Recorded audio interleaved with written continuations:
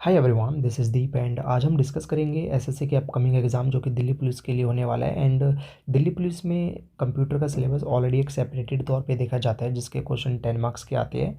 सो ये आपके लिए एक इंपॉर्टेंट टॉपिक बन जाता है एंड इसके क्वेश्चंस कवर करना आपके लिए इंपॉर्टेंट भी है क्योंकि हर मार्क्स काउंट होगा। एंड इससे रिलेटेड जो भी क्वेश्चन प्रीवियस ईयर्स में आए वो सारे इस लेक्चर में हमने कवर कर दिए हैं जो कि मोस्ट रिपीटेड क्वेश्चन के तौर पर आप देख सकते हैं। एंड हमने इस लेक्चर में आपके लिए कुछ बेसिक डिटेल्स भी मैंशन करी है जो कि आपको पता होनी चाहिए एग्जाम से पहले, क्योंकि एग्जामिनर समटाइम्स बहुत बेसिक क्वेश्चंस पूछ लेता है जो कि due to lack of knowledge बच्चे उसका आंसर नहीं कर पाते। एंड वो सभी हमने इस लेक्चर में ऐड करी है। एंड समटाइम्स एग्जामिनर आपसे क्वेश्चन की लैंग्वेज चेंज करके प्रीवियस क्वेश्चन को ही पूछ लेता है। तो हमने इस लेक्चर में आपके लिए बेसिक डिटेल्स भी मेंशन करी है ताकि अगर क्वेश्चन की लैंग्वेज को एग्जामिनर चेंज भी करता है तो आपको ज़्यादा फर्क नहीं पड़ेगा एंड आप उस क्वेश्चन को आंसर कर पाएंगे। साथ ही जितने भी previous question SSC Delhi police and railway के या अदर एग्जाम्स में कंप्यूटर से रिलेटेड आए हैं वो सभी हमने इस लेक्चर में कंप्लीट कर दी है। सो आप इस लेक्चर को एंड तक देखिए, आपके लिए लेक्चर बहुत बेनिफिशियल होने वाला है क्योंकि एग्जाम से पहले क्विक रिवीजन आपके लिए हो जाएगी एंड इससे रिलेटेड जो भी क्वेश्चन एग्जाम में आएंगे वो आप डेफिनेटली कर पाएंगे। सो लेक्चर को शुरू करते हैं। सबसे पहले बात करते हैं फर्स्ट क्वेश्चन की जो कि एग्जाम में कई बार रिपीट हुआ है एंड इसके कुछ सब क्वेश्चंस भी मैंने यहाँ पे कवर करे हैं। कंप्यूटर प्रौद्योगिकी की पहली पीढ़ी यानी कि फर्स्ट जनरेशन में किस लैंग्वेज का यूज़ होता है। सो इसमें आप आंसर मार्क कर सकते हैं मशीनी भाषा। सो हमने दूसरी या तीसरी पीढ़ी की कंप्यूटर की लैंग्वेज और कंप्यूटर्स को भी यहाँ पे कंसिडर करा आपके लिए ताकि उनसे रिलेटेड अगर कोई भी क्वेश्चन एग्जाम में आता है तो वो भी आप मार्क कर सकते हैं। सो दूसरी पीढ़ी में आप यहाँ पर देख सकते हैं कि यूनिवैक एक इंपॉर्टेंट कंप्यूटर का नाम है एंड IBM 1620 जो कि आपको याद होना चाहिए। सो तीसरी पीढ़ी की कंप्यूटर लैंग्वेज के लिए आप यहाँ पर आंसर देख सकते हैं कोबोल। साथ ही आपसे कुछ माइक्रो प्रोसेस के बारे में पूछ सकते हैं। सो यहाँ पर हमने मेंशन कर दिया है, इनको आप पढ़ सकते हैं एंड इनके बारे में अगर एग्जाम में आता है तो वो भी आप आंसर मार्क कर सकते हैं। सो एक एडिशनल इन्फॉर्मेशन के तौर पे ये एक क्वेश्चन हमने यहाँ पे ऐड किया है कि टच स्क्रीन एक उदाहरण है, ये किस प्रकार का डिवाइस है, तो ये इनपुट डिवाइस है। सो ये क्वेश्चन ऑलरेडी एसएससी के एग्जाम में आ चुका है एंड इसीलिए हमने यहाँ पे ये क्वेश्चन लिया है क्योंकि आजकल टच स्क्रीन के लैपटॉप्स भी आ रहे हैं मार्केट में। सो ये क्वेश्चन इसलिए भी इंपॉर्टेंट हो जाता है। सो नेक्स्ट क्वेश्चन में आपसे पूछा गया है कि कीबोर्ड में कितनी फंक्शन की मौजूद होती है, तो देखिए आप इसका आंसर मार्क कर सकते हैं 12। सो कंप्यूटर के कीबोर्ड के फंक्शन की का एक स्नैप हमने यहाँ पे ऐड कर दिया है जिसको आप पढ़ सकते हैं एंड इसी के अकॉर्डिंग आप अपने आंसर को आने अगर कोई भी क्वेश्चन इससे रिलेटेड आता है तो मार्क कर सकते हैं।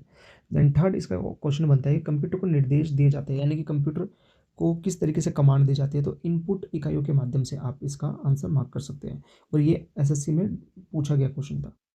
इसके बाद बात करते हैं कुछ अदर क्वेश्चंस की जिसमें आता है कंप्यूटर स्क्रीन का सबसे छोटा प्रकाश क्षेत्र क्या होता है, तो इसका आंसर आप पिक्सल मार्क कर सकते हैं। देखिए जब भी आप कोई फोटोज़ लेते हैं या कंप्यूटर में आप कोई भी स्क्रीन देखते हैं तो वो पिक्सल में बनी होती है, राइट। जितने ज़्यादा पिक्सल होंगे उतने ही ज़्यादा पिक्चर क्लियर होती है। सो नेक्स्ट क्वेश्चन आता है कि आधुनिक प्रिंटर की गति गिनने के लिए प्रयुक्त यूनिट क्या है। सो PPM इसको आप भी मार्क कर सकते हैं, पेज प्रति मिनट। जितने भी पेज एक प्रिंटर 1 मिनट में प्रिंट करता है उसको इस प्रिंटर की स्पीड कहा जाता है। एंड नेक्स्ट आता है कि वह डिवाइस जो इनपुट और आउटपुट दोनों डिवाइस का कार्य करता है वह है मॉडेम। देन बात करें कंप्यूटर रजिस्टरों में MAR का क्या अर्थ है, तो MAR होता है मेमोरी एड्रेस रजिस्टर। सो नेक्स्ट एक इंपॉर्टेंट क्वेश्चन आता है कि CPU की गति को कैसे मापा जा सकता है, तो इसका आंसर आप मार्क कर सकते हैं मेगा हार्टेज। एंड इस क्वेश्चन का आंसर कई बार मेगा हार्टेज ना दे करके केवल हार्टेज भी दिया जा सकता है। सो आप इसका आंसर हार्टेज या मेगा हार्टेज दोनों मार्क कर सकते हैं। देन इसके बाद बात करेंगे CPU का वह भाग जो प्रोसेसर के संचालन को नियंत्रित करता है यानी कि कंट्रोल करता है। सो उसको आप कंट्रोल यूनिट कहते हैं। सो नेक्स्ट एक इंपॉर्टेंट क्वेश्चन आता है कि CPU और RAM किससे डायरेक्टली जुड़े होते हैं, सो इसका आंसर आप मदरबोर्ड मार्क कर सकते हैं। एंड देन इसके बाद बात करते हैं CPU में प्रयुक्त एक हाई स्पीड डिवाइस जिसका उपयोग प्रोसेसिंग के दौरान डेटा को स्थायी रूप से स्टोर करने के लिए किया जाता है वो क्या होता है। सो इसका आंसर आप रजिस्टर्स कर सकते हैं। एंड इसके बाद अब बात करेंगे कि सेंट्रल प्रोसेसिंग यूनिट का सबसे पुराना प्रकार है सिंगल। जिस टाइम कंप्यूटर डिज़ाइन हुआ था तो उसका जो सबसे CPU का पुराना जो मॉडल था उसको सिंगल कोर कहा जाता है, तो इसका आंसर इसीलिए सिंगल कोर आप मार्क कर सकते हैं। सो नेक्स्ट क्वेश्चन आता है कि CPU द्वारा मेमोरी में किसी स्थान तक पहुंचने में लगने वाले समय को क्या कहा जाता है, तो इसका आंसर आप मार्क कर सकते हैं memory access time. So next question आता है कंप्यूटर में CPU के 3 अवयव यानी कि प्रकार कौन से होते हैं, तो control unit, ALU and memory, ये 3 फंक्शंस बेसिकली CPU में आपको देखने को मिलेंगे। एंड फिर बात करते हैं कैशे मेमोरी स्थित होती है यानी कि कैशे मेमोरी कहाँ स्टोर होती है। सो कैशे मेमोरी आप बेसिकली इसका आंसर मार्क कर सकते हैं CPU की कैशे मेमोरी CPU में स्टोर होती है। एंड कैशे मेमोरी भी आपका एक इंपॉर्टेंट रोल प्ले करती है यानी कि ये आपके डेटा की रीच को बढ़ाती है। अगर आप एक फंक्शन से दूसरे फंक्शन में जाते हैं एंड दूसरे से तीसरे में जाते हैं एंड डायरेक्टली फिर थर्ड से फर्स्ट में आते हैं, सो ये आपकी एक चेन बनाता है सिस्टम्स के बीच में। सो इसलिए कैशे भी आपके इंपॉर्टेंट हो जाता है। अब बात करेंगे रैम की, यानी कि रैंडम एक्सेस मेमोरी के बारे में, जो कि एक इंपॉर्टेंट पार्ट है कंप्यूटर का, एंड इससे रिलेटेड 4 श्योर क्वेश्चन आपको एग्जाम में देखने को मिलेंगे। एंड इसी के तौर पे हमने ये दोनों क्वेश्चंस यहाँ पे मर्ज किए हैं ताकि आपको बेटर एक्सप्लेनेशन मिल सके इससे रिलेटेड। सो फर्स्ट क्वेश्चन आता है कि रैंडम एक्सेस मेमोरी आंतरिक मेमोरी के रूप में कार्य करती है, तो ये सीपीयू के इंटरनल मेमोरी यानी कि आंतरिक मेमोरी के रूप में कार्य करती है। देन आता है कि रैम एक हार्डवेयर डिवाइस है जो आमतौर पर स्थित होती है कहाँ पर, तो ये मदरबोर्ड में फिक्स होती है, एंड मदरबोर्ड भी सीपीयू का ही पार्ट होता है, राइट। सो ये कोरिलेट होते हैं। सो नेक्स्ट क्वेश्चन में आपसे पूछा गया है कि स्टोरेज डिवाइस जो सीधे सीपीयू के साथ इंटरेक्ट करता है क्या कहलाता है। सो इसका आंसर आप प्राइमरी स्टोरेज डिवाइस सेलेक्ट कर सकते हैं। सो प्राइमरी स्टोरेज में आप उन्हीं को काउंट कर सकते हैं जो इंटरनल स्टोरेज के रूप में काउंट होती है एंड इनबिल्ट होती है। साथ ही एक क्वेश्चन हमने और ऐड किया है जो कि लास्ट टाइम एसएससी में आया था, एंड इसमें था कि सीपीयू द्वारा किए जाने वाले 4 मौलिक कार्य बताइए। सो इसमें fetch, decode, manipulate and output का आप कंसिडर कर सकते हैं। सो अब एक क्वेश्चन आता है कि पर्सनल कंप्यूटर यानी कि पीसी पर प्राथमिक स्टोरेज डिवाइस यानी कि प्राइमरी स्टोरेज डिवाइस क्या होते हैं या उनको किस नाम से जाना जाता है। सो इसका आंसर हम प्रीवियस क्वेश्चन में पहले ही कर चुके हैं, यानी कि रैंडम एक्सेस मेमोरी यानी कि रैम को हम प्राइमरी स्टोरेज डिवाइस के तौर पे देखते हैं। सो अब बात करते हैं एक ऐसे क्वेश्चन की जो एसएससी में आया एंड बहुत सारे बच्चे इसका आंसर नहीं कर पाए, जिन्होंने किया मैक्सिमम ने गलती इसका आंसर मार्क कर दिया था कि ब्लू रे डिस्क यानी कि जो सीडी डीवीडी आपके पास होती थी वो किस तरीके का एग्जाम्पल है। सो इसका आंसर आप मार्क कर सकते हैं ऑप्टिकल डिस्क। सो कई बार से पूछा जाता है कि इनमें से कौन सा एक सेकेंडरी डिवाइस है, या बहुत सारे ऑप्शन देकर के पूछते हैं कौन सी डिवाइस नहीं है। सो आप यहाँ पे देख सकते हैं पेन ड्राइव, सीडी, एसएसडी जिसको आप काउंट कर सकते हैं, and memory card, pen drive, ये सब आप सेकेंडरी डिवाइस के तौर पे काउंट कर सकते हैं। सो अब एक इंपॉर्टेंट क्वेश्चन के बारे में बात करते हैं कि कंप्यूटर शब्दावली में निब्बल को क्या कहा जाता है, यानी कि निब्बल को किस अदर नाम से जाना जाता है। तो इसका आंसर आप हाफ बाइट यानी कि 4 बिट्स भी मार्क कर सकते हैं। एंड किसी अदर एग्जाम में ये क्वेश्चन कुछ चेंजेस के साथ आपसे पूछा गया था कि 8 बिट्स का एक समूह क्या कहलाता है, तो इसका आंसर आप मार्क कर सकते हैं 8 बाइट। सो बेसिकली इससे रिलेटेड क्वेश्चन आपको डेफिनेटली एग्जाम में देखने को मिलेगा। So last year SSC exam में पूछा गया था कि 10 निबल्स कितने बिट्स के बराबर में होते हैं। सो अगर आपको एक निबल के बारे में नहीं पता तो आप इसका आंसर बेसिकली नहीं कर पाएंगे, जो कि बहुत सारे बच्चों ने इसका आंसर रॉन्ग मार्क कर दिया था। सो एक निबल में होते हैं 4 बाइट्स, जो कि ऊपर हम यहाँ पर पढ़ चुके हैं, एंड 10 में हो जाएंगे 40, राइट। सो इसका आंसर था 40, जो कि डायरेक्टली एक एसएससी के पेपर में पूछा गया था। सो यहाँ पे हमने आपके लिए एक कुछ एक्सप्लेनेशन भी दी है, जैसे कि एक चार्ट्स भी आपके लिए मेंशन कर दिया जिसको आपको पढ़ लेना चाहिए, जिसमें 4 बिट्स यानी कि एक निबल, 8 बिट्स यानी कि 1 बाइट, 1042 यानी कि 1024 बाइट्स यानी कि 1 KB, then 1024 KB it means 1 MB, and इसी तरीके से ये चलता रहता है। एंड देन बात करते हैं एक अदर क्वेश्चन की, जिसको आप कह सकते हैं कि फ्लैश ड्राइव को किस अदर नाम से भी जाना जाता है, जो कि बहुत इंपॉर्टेंट क्वेश्चन हो जाता है और लास्ट ईयर के एग्जाम्स में भी आया था। तो इसका आंसर आप मार्क कर सकते हैं पेन ड्राइव, कि पेन ड्राइव एक फ्लैश ड्राइव के तौर पर भी कहा जाता है। सो इस क्वेश्चन के रिगार्डिंग एक बेसिक इन्फॉर्मेशन भी हमने आपके लिए प्रोवाइड करी है कि फ्लैश ड्राइव वो होते हैं जो पोर्टेबल रूप में आप अपने लैपटॉप या कंप्यूटर में लगाते हैं, यानी कि पेन ड्राइव, मेमोरी कार्ड, यानी कि फाइल ट्रांसफर के लिए जो भी आप डिवाइस यूज़ करते हैं उनको फ्लैश ड्राइव के तौर पे देखा जाता है। सो बेसिकली कैशे मेमोरी किस प्रिंसिपल पे यानी कि किस सिद्धांत पे काम करता है, तो इसका आंसर आप मार्क कर सकते हैं locality of reference. And then कहा जाता है कि कैशे मेमोरी किन के बीच काम करती है, राइट। सो कैशे मेमोरी सीपीयू और रैम के बीच में काम करते हैं। तो यहाँ पर एक हमने स्नैप भी आपके लिए लगाया कि ये सीपीयू एंड मेन मेमोरी के बीच में काम करती है। एंड देन बात करते हैं अंदर क्वेश्चन की कि कंप्यूटर मेमोरी का वह क्षेत्र जहाँ बार बार एक्सेस किए गए डेटा को तेजी से एक्सेस करने के लिए संग्रहित किया जाता है वो क्या कहलाता है, यानी कि कैशे मेमोरी। तो मैं आपको पहले एक्सप्लेन कर चुका हूँ कि अगर आप एक फाइल से दूसरी फाइल पे, तीसरी, फिर चौथी फाइल पे जाते हैं और फिर फोर्थ फाइल से अगर आप फर्स्ट फाइल पे आते हैं तो वो जो एक कनेक्शन होता है वो कैशे मेमोरी के थ्रू आप डेवलप करते हैं। सो ये आपको पता होना चाहिए। एंड देन इसके बाद बात करते हैं कुछ स्टोरेज डिवाइसेस के बारे में, स्टोरेज के बारे में, जिससे कि आपको स्टोरेज का कंसेप्ट भी कुछ क्लियर हो जाएगा, इनसे रिलेटेड कुछ भी क्वेश्चन आता है फिर आप इसको कर पाएंगे। सो हार्ड डिस्क किस प्रकार का एक स्टोरेज डिवाइस होती है, तो हार्ड डिस्क जैसे कि हम पहले डिस्कस कर चुके हैं कि सेकेंडरी स्टोरेज डिवाइस के तौर पे आप इसको काउंट करते हैं। एंड देन बात करेंगे रैम यानी कि रैंडम एक्सेस मेमोरी कहाँ होती है, तो ये हम ऑलरेडी कर चुके हैं, मदरबोर्ड में ये आपकी प्रेजेंट रहती है। एंड कंप्यूटर की जो प्राइमरी मेमोरी होती है वो क्या होती है, तो रैम या रोम, ये भी आप मार्क कर सकते हैं। एंड रोम का निर्माण बेसिकली कहाँ होता है, तो इंटीग्रेटेड सर्किट से आपका रोम जनरेट होती है। देन बात करेंगे कंप्यूटर के संदर्भ में सही क्रम क्या है, यानी कि जो आपके स्टोरेज डिवाइस होते हैं वो किस एक सीरीज़ में चलते हैं। सो यहाँ पर सबसे बड़ा जो होता है वो टीबी होता है, देन जीबी, फिर एमबी, फिर केबी। तो ये एक सीक्वेंस होता है जो कि आपको पता होना चाहिए। इसके बाद बात करेंगे एक अदर क्वेश्चन की, जिसमें आपसे पूछा गया है कि माइक्रोसॉफ्ट वर्ड में कौन सी सुविधाओं में चयनित टेक्स्ट के कैपिटलाइजेशन को तुरंत बदलने की अनुमति देती है, तो इसका आंसर आप मार्क कर सकते हैं टॉगल केस। देन बात करते हैं एमएस वर्ड में बुलेट्स लगाने के लिए प्रयोग किया जाने वाला शॉर्टकट है control shift and L. And then इसके बाद सो नेक्स्ट एक इंपॉर्टेंट क्वेश्चन करते हैं कि विंडोज़ 10 पर एम एस वर्ड 365 जो कि एक अपडेटेड वर्जन है माइक्रोसॉफ्ट वर्ड का, सो उसमें डिफ़ॉल्ट फॉन्ट शैली आकार क्या होता है, यानी कि जो फॉन्ट यानी अक्षर जो होते हैं उसका साइज़ एंड किस फॉन्ट में यानी कि अक्षरों में वो लिखे रहते हैं। तो इसका आंसर आप मार्क कर सकते हैं कैलिबरी 11। साथ ही एम एस वर्ड 365। अब नेक्स्ट क्वेश्चन में बात करते हैं एम एस वर्ड 365 में डिफ़ॉल्ट पेज ओरिएंटेशन किस तरीके से ओपन होता है। तो इसका आंसर आप मार्क कर सकते हैं पोर्ट्रेट। सो बेसिकली यहाँ पे आपसे पूछा गया है कि एम एस वर्ड दस्तावेजों में अधिकतम जूम कितना होता है। तो एम एस वर्ड वो होता है जिसमें आप एप्लीकेशंस लिखते हैं या जिसमें आप कोई भी लेटर किसी के लिए लिख सकते हैं। सो उसमें आपकी जूम करने की कैपेसिटी होती है 500%। सो अब बात करेंगे एम एस एक्सेल के उस क्वेश्चन की जो कि बार बार रिपीट हो रहा है। सो इसमें आपसे पूछा गया है कि एम एस एक्सेल में एक शॉर्ट की बताइए जो कि रोज़ को सिलेक्ट करने के लिए की जाती है। देखिए रोज़ आपकी जो होती है वो इस तरीके से लाइनों से होती है, उनको रोज़ कहा जाता है। किस तरीके से आप इस पूरी रो को एक साथ सिलेक्ट कर सकते हैं, तो इसके लिए आप जो यूज़ करते हैं वो करते हैं shift plus space, right. And अगर आपसे पूछा जाए कि कॉलम यानी कि जो कि इस तरीके से आपके रहते हैं एक्सेल शीट में, तो इनको सेलेक्ट करने के लिए क्या आप प्रेस करें, तो इसके लिए आप शिफ्ट प्लस कंट्रोल को प्रेस कर सकते हैं। सो यहाँ पर आपके दो क्वेश्चन इकट्ठे मैंने आपके करा दिए हैं, जिसमें से कुछ भी अगर आपके पास एग्जाम में आता है तो आप मार्क कर सकते हैं। अब बात करते हैं नेक्स्ट क्वेश्चन की कि एम एस एक्सेल में एक एब्सोल्यूट एड्रेस बनाने के लिए इस्तेमाल किया जाने वाला कैरेक्टर है डॉलर साइन। देखिए एम एस एक्सेल में अगर आप डायरेक्टली कोई भी फॉर्मूला लिख रहे हैं या कुछ भी आपको फिक्स करना रहता है तो आप डॉलर का साइन यूज़ कर सकते हैं। इससे आपके वो सेल वो कॉलम फ्रीज हो जाती है, जिसके बाद आपका जो डेटा रहेगा वो उन्हीं से रिलेटेड कैप्चर होगा। अगर आप कुछ भी चेंज करते हैं तो वो चेंज नहीं होगा। अब बात करते हैं अनदर क्वेश्चन की, जिसमें आपसे डिफ़ॉल्ट रूप से एक्सेल एम एस ऑफिस 2010 की वर्कबुक में कितनी वर्कशीट मौजूद होती है। सो इसका आंसर आप मार्क कर सकते हैं। यानी कि जब भी आप किसी एक्सेल को ओपन करते हैं तो उसमें आपके पास 3 शीट्स ओपन रहती हैं, जिसमें आप अपना काम कर सकते हैं, शीट 1, शीट 2, शीट 3। देन इसके बाद क्वेश्चन आता है एम एस एक्सेल में विद्यमान कॉलम की अधिकतम संख्या कितनी होती है। सो बेसिकली कॉलम्स आपके इस तरीके से मेंशन होते हैं, राइट, जिसमें आपको ए बी सी डी इस तरीके से आपको कॉलम्स देखने को मिलेंगे। तो इनकी जो संख्या होती है वो 16,384 होती है। इसी तरीके से जो रोज़ होती हैं ये भी आप चेक कर सकते हैं, तो 1,27,000 समथिंग ये होती है। सो नेक्स्ट क्वेश्चन आता है कि एम एस शीट में टेक्स्ट को बदलने के लिए शॉर्ट की क्या है।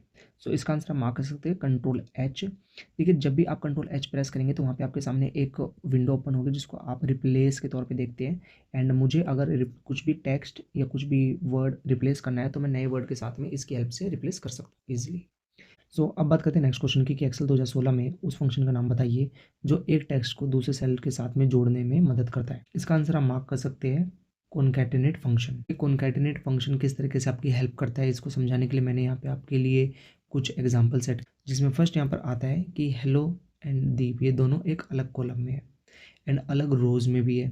सो इसको अगर आपको एक सेपरेट रो में या सेपरेट कॉलम में लेकर के आना है तो आप किस तरीके से लेकर के आएंगे, राइट।